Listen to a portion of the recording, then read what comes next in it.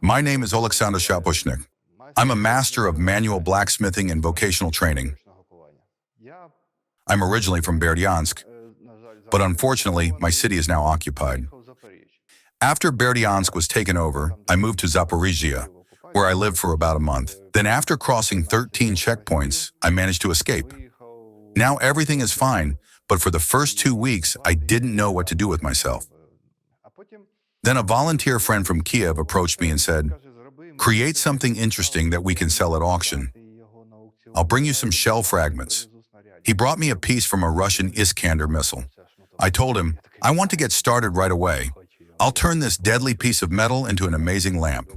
From that Iskander piece, I managed to make 2 lamps, and there was still enough material left for a sculpture of a girl. First of all, I take some chalk and draw the shape, the outline of the future sculpture of the girl.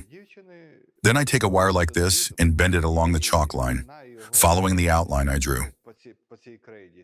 Next, I take the pre-prepared wire, coiled in rings, and piece by piece I assemble the sculpture in 3D. It's really important to understand that the girl Kalina, the frame itself, is made not from ordinary metal, but from wire remnants of power lines destroyed by the Russian army. I heat a rod with a diameter of 8 to 10 millimeters to shape the metal into a vine.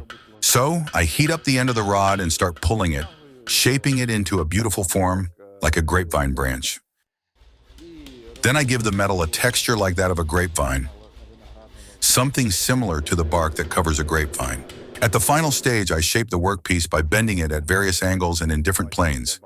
I carefully adjust each bend to ensure the sculpture has the desired form and flow, and then weld it to the frame. It's crucial to weld each vine to the frame, not just to the wire, to make the sculpture sturdier. In short, I collect all these fragments and weld them together. For iron elements, I use a semi-automatic welder, and for aluminum, I use an argon welding machine. On top, I cover everything with what's called roots. Made from thick logs with diameters of 16 to 20 centimeters, as if the roots are covering the fragments. My main goal is to return home to Berdyansk as soon as possible, but to speed up the process, I need to help the Ukrainian army.